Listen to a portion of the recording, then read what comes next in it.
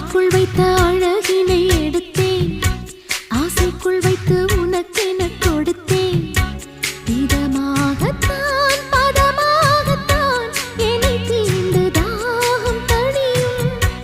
ஓடைக்குள் வந்த மலரினை பறித்தே, ஓசைகள் இன்றி மணி முத்தம் பதித்தே.